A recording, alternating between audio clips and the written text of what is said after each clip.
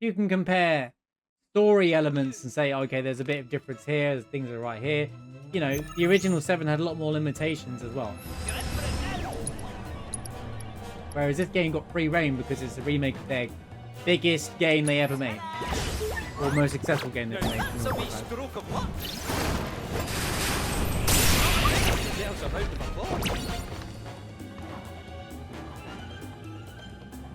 Yes, because when people ask, right, when random people come into your chat and ask, is this better than the original game? It's not just as simple as a yes or no. It's not a yes or no answer. There's no, you can't just go, yes, it is better, or no, it is better.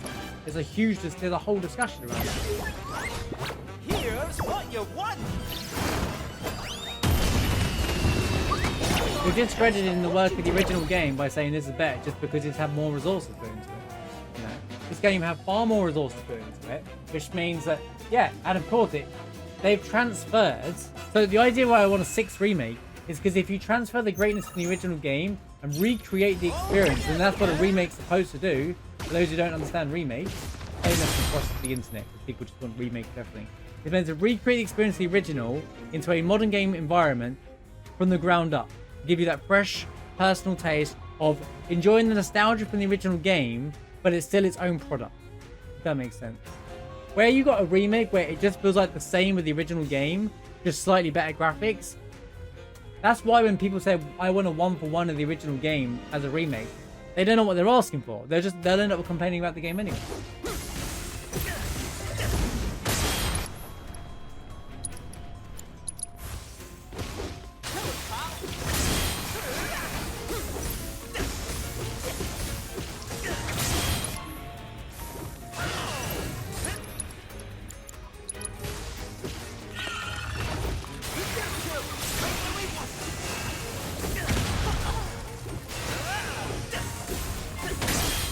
I have to look at the screen so if I'm missing the chat, I'm sorry.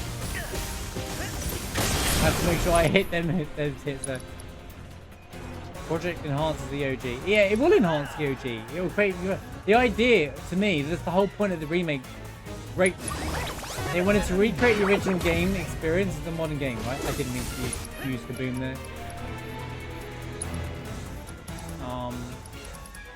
Shoot.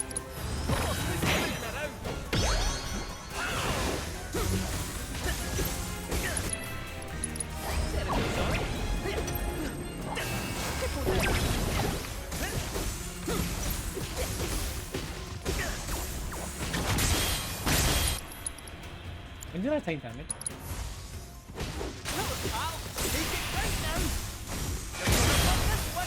There's no such thing as a perfect game, by the way. There's things wrong with 6. I pointed them out during my playthrough.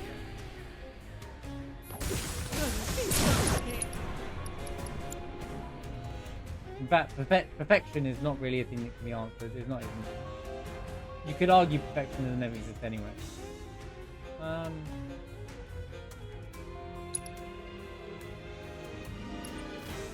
I'm not nitpicking. I haven't read everything, by the way. I can't because of this fight. I need to make sure I hit these moves. Hold on.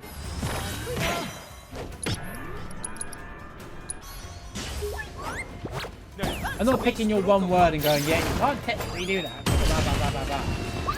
You asked me what's the goal of 6. And I said financially, basically, it's a better decision to remake 6 than any other Final Fantasy. It has the second. It has the fan base. When people say that 6 is the game that has the better story than 7 across the Final Fantasy fan base, why would you remake any other game when people usually pick 6 over 7? Or the only people that rate 7 over 6, I get a Final Fantasy over 7 is usually 7. It's usually 6. Holy cow! Why can't I say? Most people usually say the game that's better than 7 is 6.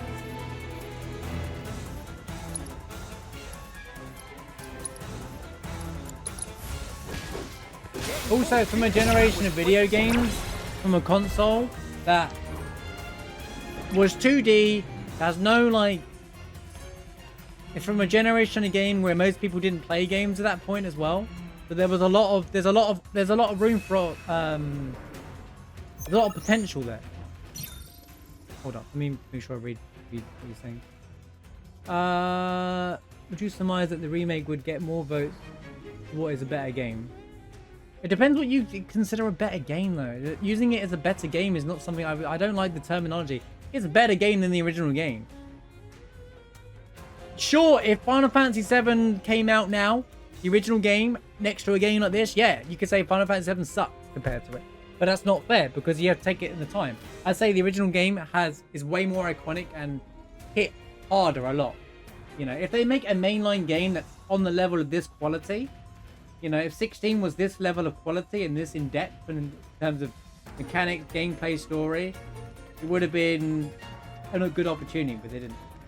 You pass the project enhance the OG, spend the first paper of OG is for your imagination picturing it. Yeah, that's kind of what they want you to do, but they've also recreated it and given you a fresh experience on it too. Like, it's not the same experience, it's a fresh experience to that same world. 6 on the SNES is a perfect game, none of us debating that it tops everything RPG list always. The reason why most people didn't hate 7 Remake Rebirth is because it was done to enhance the game. So you think Remake was made to enhance the original game? No, I don't think so. Hold on, let me read everything else first. Making 6, making us feel like, not everyone thinks 6 is a perfect game either, by the way. Even if, like, let's take out the fact my explanation of perfect, right? Not everybody agrees with you that 6 is the best RPG. People have different experience of games, even the ones that are voted the best.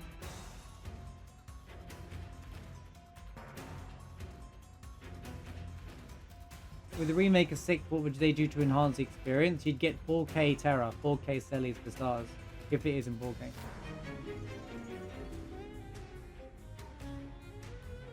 You could say it's such a high bar to attempt to remake, the same for 7. You could say that for any remake, to be honest with you, heroes. And yet some devs just remake everything because it's a cheap buck. And some of these remakes aren't actually remakes, they're just HD remasters. But people go, well, you know, it's a remake in a way. To me, a remake is a game created from the ground up to not only capture the original, capture the essence of the original game, but also give you a brand new, fresh taste and experience to the game. So it's there for the fans of the original games and new fans. You know, Square wanted to do this thing where they're like making a game for fans of the OG game, OG and the new. This is kind of doing it. The remake and Rebirth are doing it. This is what modern Final Fantasy should feel like, right? It's exactly how I feel it should be, right? And the reason why I say 6 is business-wise, I think it's the best decision they can make. Rather than, you know, people who keep asking or rumoring a remake in 9. I don't think there's any money in Final Fantasy 9. It's a game that's very quiet outside of Final Fantasy fanbase. 7, everybody knows what 7 is. Everybody, even if you haven't played Final Fantasy games before, people know who Cloud is, people know who Aerith is, and people know who Sephiroth is, right? They don't know any other Final Fantasy character, nor do they care to.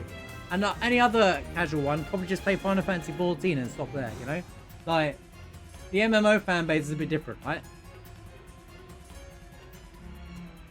But with 6 within the core Final Fantasy, like, there's a lot of... Well, I've heard a lot about 6. They're remaking the game, or maybe I'll just play that one. And they can retell the story of 6, fill in some of the gaps that are missing, or like things that, you know, there are still gaps in it, and give it a fresh taste as well. You know, I think it's more money in 6 than any other remake. But again, I wouldn't care if they don't remake any Final Fantasy and they just focus on Final Fantasy 17 being this. You know, this is a fantastic. Okay, so this is an incredible game because what they did is they took the original game and recreated it in experience in modern gaming, and that's basically what they wanted to do, right? Recreate Midgar in modern gaming space, so you could look around Midgar and enjoy it. Recreate the world of Final Fantasy VII, the grasslands, give you that world map feeling, all of that kind of stuff. That's exactly what I'm going with, you know?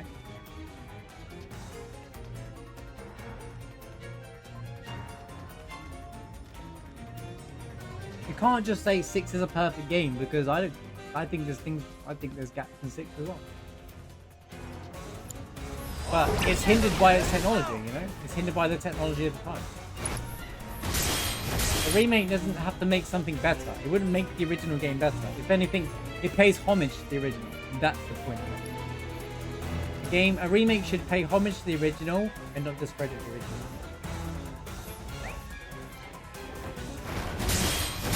And that's exactly what this does.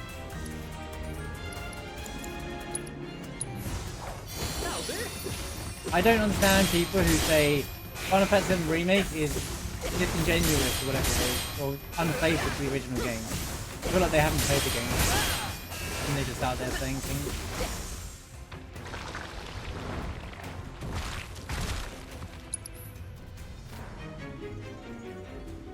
You say it's a high bar as well. You could say 7 was a high bar. Had they messed up the 7 Remake, it's GG, man.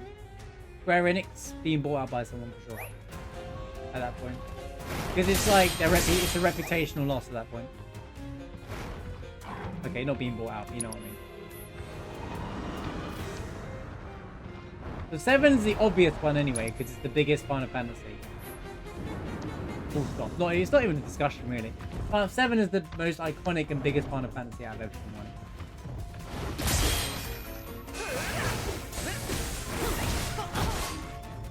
If you're a fan of other Final Fantasies, I understand that, but that doesn't make it's bigger than...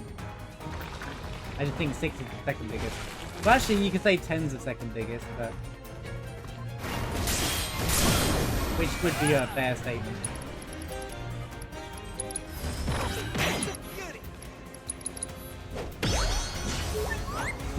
Here's what you want.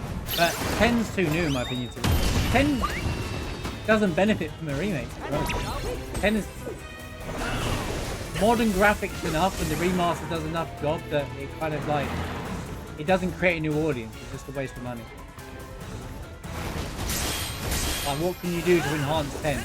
Whereas a 2D game, you can enhance into a 3D, 4K kind of aspect. I've seen people say remake 10, and I'm like, do you not even understand what you're asking? And that's why I still feel like people's perceptions of the term remake is skewed. People in general. It's just random capital community.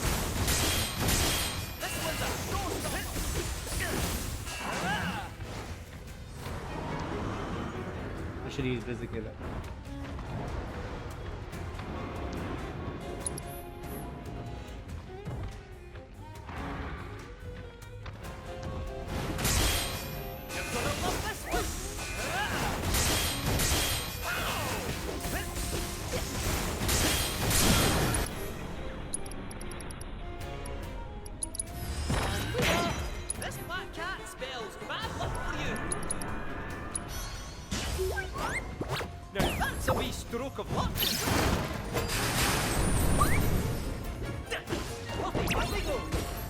I think 6 reaching to an new audience would be great. Everyone knows 7. Even if you were of a certain generation of Final Fantasy players, those people know 7, 8, 9, 10, right? What about they don't know 6? They don't know 5. I'm not saying remake 5. I think it's going too far at that point. I honestly don't. It'd be fine if they don't remake any game though.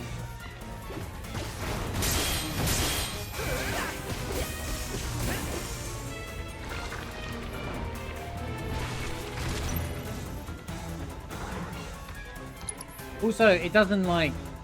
Look at the Pixel remasters. You know, they've remastered those games, right? But they're not as well received as you think. So just remastering it isn't the answer. So even if they've remastered Chrono Trigger and put it on all platforms, it isn't the answer. So that's why I'm saying remaking something like Chrono Trigger. There's money in it. There's a good opportunity in it. You know, you just have to have the right team make it, you know? I didn't use Visitor again. You take the risk, but the success will come with it. Especially now they're multi-platform games. Too soon.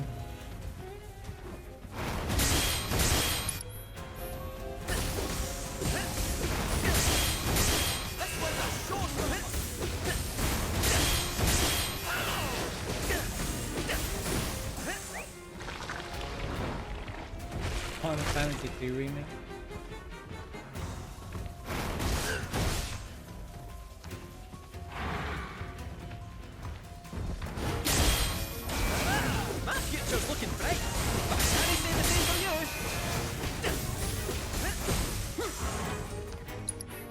Too slow.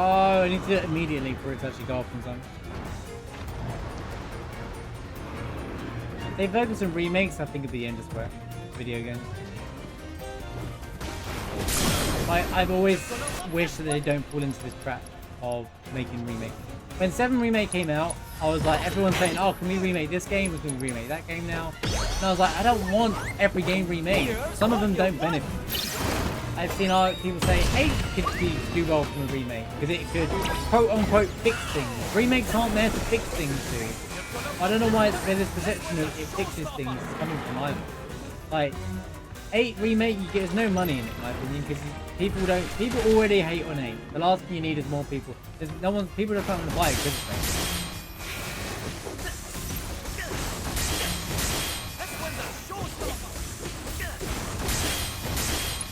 I think, like, I'm not against 9, I just think 6 would be a better option. 9, in my opinion, is the perfect PS1. As perfect as you can get to a full Final Fantasy experience on PlayStation 1. It's coded better than 7 and 8 as well, but it weren't rushed, so there is that. It didn't have the rushed experience. But they've already confirmed another Dragon Quest.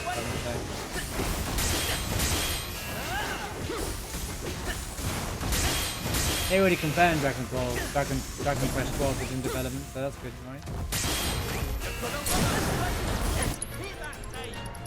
When they announced the multi-platform thing, they confirmed the Dragon Quest 12 is coming, so they might announce that. They might put that in something like that.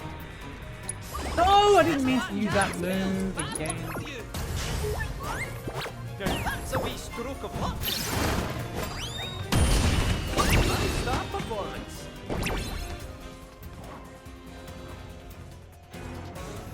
16 was well received as well, for the most part, so I do think, I just hope it's not, the next 17 isn't too much like 16. Right, hang on, let me focus up. I'm tired of losing. All together now.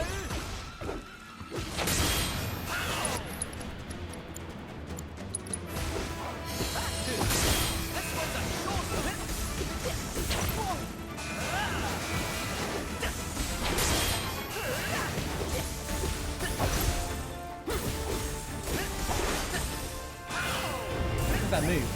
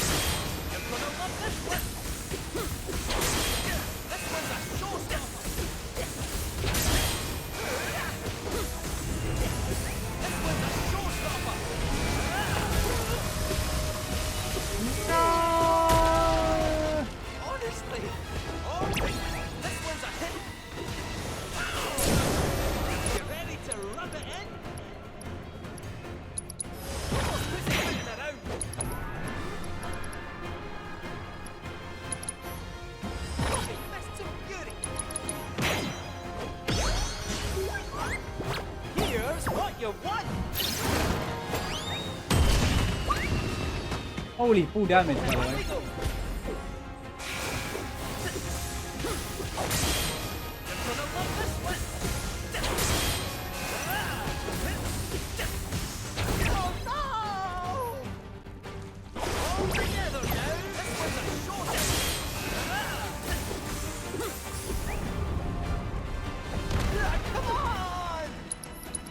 That's fair. It's a fair move.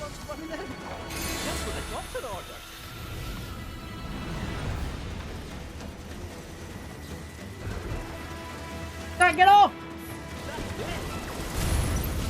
You stupid game! Oh my god, I sent him to sleep. The timing was insane. The Moogle walked me out into the attack. I have to get off of him the moment that happens.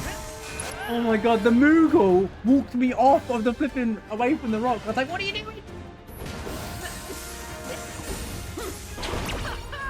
Get it together.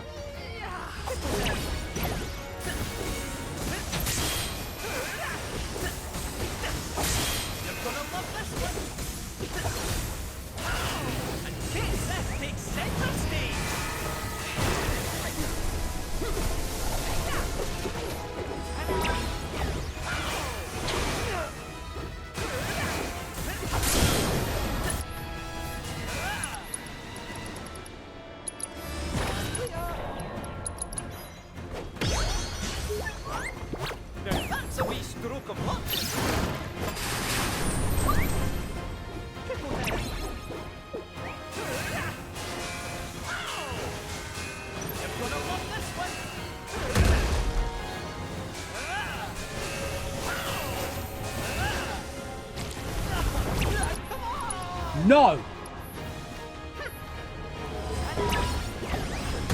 Rearing to go. I should just dodge the Rhino scheme. I need that. Puppy, up we go.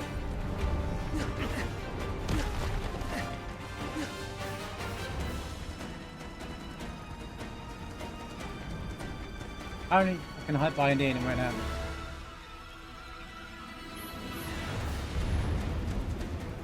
You're in for this. I'll knock your block off. Ow! You're gonna love this one. Brace yourself.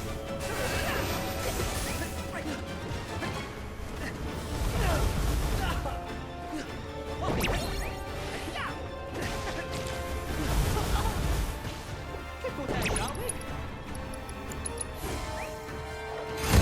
Not feeling in you. You're gonna love this one. Whoppy! This one, brace yourself! This one's a showstopper! You're gonna love this one! Put it together! You could have warned me! All together now!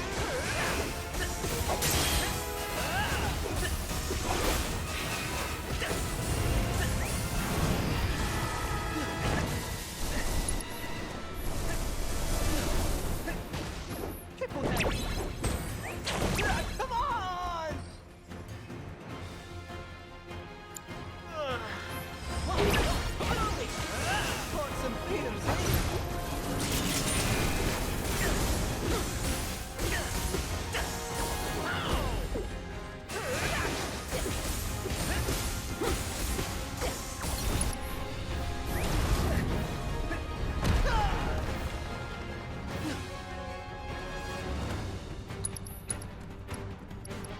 I don't have any. I really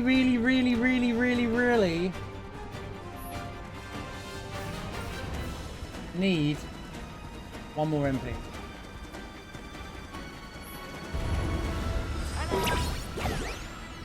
I'm going for the limit. Here's what you want! Let's go! It's over! Cait Sith is done. Wow, I learned so much from Cait Sith. You see me fighting. Woo! Kept calm, cool, and composed all the way through. There we go. Another one bites the dust. All the solo challenges for the individual characters are finally over. Just 2 more VR challenges to go. The big ones, apparently. Well, let's talk about this for a minute. Right. So, Dan, we made it. We made it. We made it. We made it. We made it. We nearly made it. Right. Okay. So. This data is incredible. Thanks. Thank you for obtaining all that intel. So yeah, Cait Sith in a nutshell. Let's chat about Cait Sith real quick. So, it's Jova. I used the resounding megaphone because it had the it reduces the damage taken by the Moogle. So I wanted to make sure I had as much tankiness on the Moogle as possible because of those fights he dies pretty quickly. I had the selfish recovery and the altruistic buff up because then my regen and stuff would last for ages as well and I get extra healing. My materia was I'd cure for obviously regen and cure. Luck I'll get onto in a minute. Steadfast, precision, luck, more luck. I threw all 3 luck materials that are maxed out up on. HP up, MP absorb, fire and ice. That was just to make sure I didn't run out of MP when I was using ice on the second fight, I think. ATB boost, first strike, kind of like there for when you clutch up, especially at the start of the fights. And elemental lightning was for the when Mindflayer uses the AoE thunder attack. So I learned a lot through Cait Sith. He's actually really fun. Yeah. This might be mind blowing to hear, but he's actually really fun.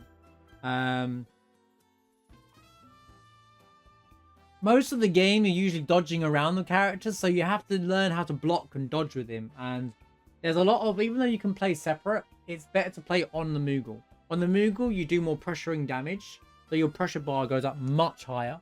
And if you have all as much luck on as possible, you hit there, you'll crit all day long, and it's good for the fortune attack as well, because it basically never misses. Weird fact I learned from my time on it: the beam attack he does basically an instant kill. Yeah, that's why I started rolling. I started rolling away from it rather than trying to block it. I think you can block it, but yeah, if you get hit by it, it'll just take all your HP.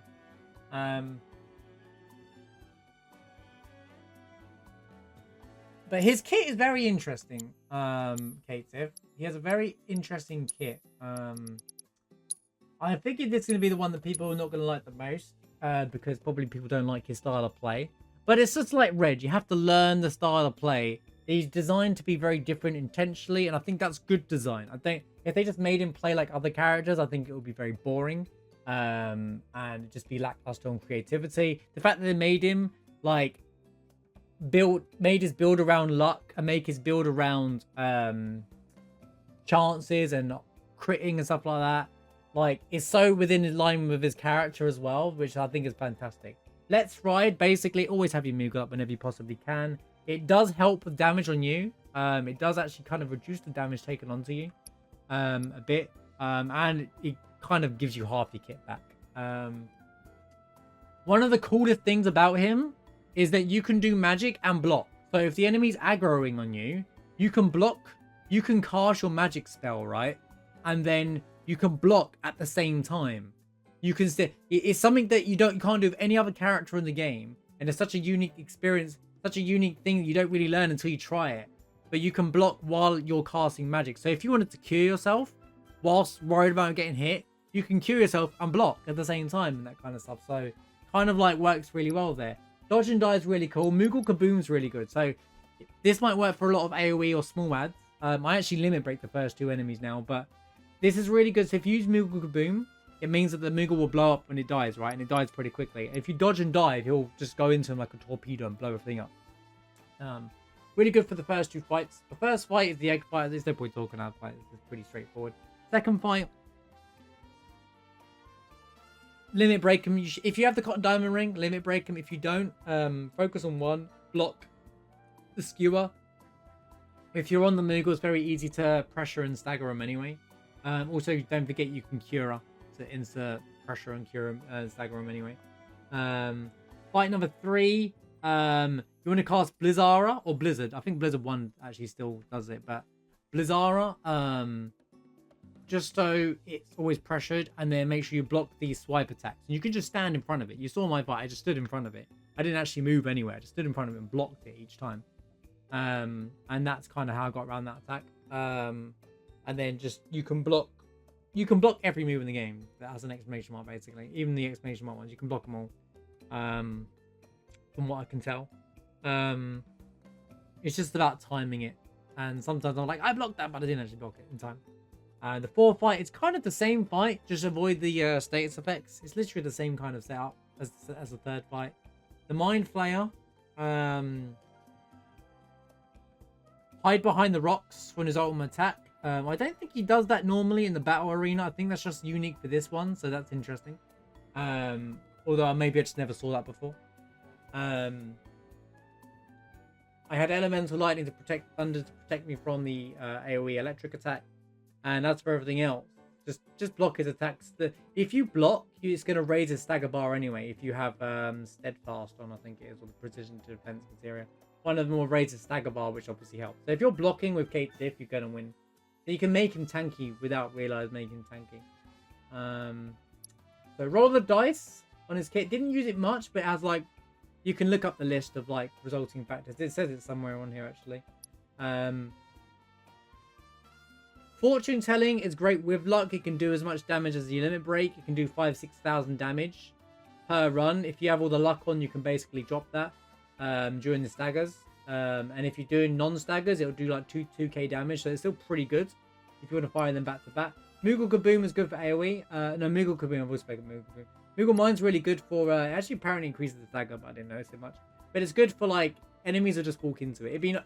One thing I do think Moogle Mine should do is throw the enemy off, kind of thing. You know, like stagger them a bit. Not stagger, but like stun them a bit. You know, like throw them off their attack. So you could place a mine and make the enemy charge into it and then they lose their pacing. But it might be depending on the enemy as well. Moogle Magic is actually insane. Even though I didn't use it in this fight, Those who haven't tried Moogle Magic, if you equip any summon to your character and use Moogle Magic, a summon will come out and use one of two or three of its normal attacks. The Gilgamesh can come out, Alexander can come out, and Alexander comes out and does like it does two different attacks. It does the track and beam or the big attack beam. Not their ultimate moves, obviously, but always one of their ability moves. Which is pretty cool. It's not necessarily the same thing. So I think that's pretty cool. It might be one of his most OP things for normal gameplay. And it doesn't require much, ATB use as opposed to summoning a normal summon. So for the end game summons, Moogle Magic's actually pretty good. And apparently there's a cooldown. Increases with each use, but I don't think it matters for the individual challenges. So Moogle Knuckle, very powerful. It's as good as Tifa's Relentless Assault kind of thing, where you can increase his stagger damage. And it actually increases stagger higher than Tifa's, shockingly, per one. You can get to 200% in one set of hits, which is pretty cool. And so I did Moogle Knuckle and Limit back to back over and over and over. So, and it kind of just made each stagger easy. In fact, had I stopped the enemy, I would have been able to do it twice and do max damage every single time. Lady Luck increases crit rate, hit rate. That's probably good for your party. Lucky Slots, didn't mess around with that. There's stuff in there. Someone said earlier on that you can actually... I've been told that you can increase your limit level and stuff in there. So it'd be really cool to explore that at some point later as well. And then they're just the normal ones. Yeah, I do think Cait is very fun. It's really, really fun experience to learn him. I do think, like, with Red and Cait Sith, they should have just created, like, solo challenges for the characters, but not end-game challenges, like, during the gameplay. Like, the tutorials are too easy, so there's nothing to learn from them. They could have just given you, like, an arena fight where you can learn with the character. I guess you can use any of the challenges up on point, but they could have designed some lower-level fights for those so people can get used to Cait Sith and discover these things and then use them in the actual gameplay as well in the main game. Because I imagine a lot of people skip Cait Sith. Especially when you're playing normally throughout the story. You want to move on, you want to get into the fight, stuff like that. Especially when you first unlock him, there's nothing there because a lot of things are flying. It's hard to sit there and learn everything with everybody in your party as well. Whereas if you do these individually, you learn a lot more about each character. So right now, I have full understanding of every character in the game. And there's probably stuff I don't know. For like cheese and all that stuff, which I'm looking forward to diving into once I've finished all the game's challenges and hard mode and stuff. So yeah, pretty fun experience. I'll see you in the Zac challenge.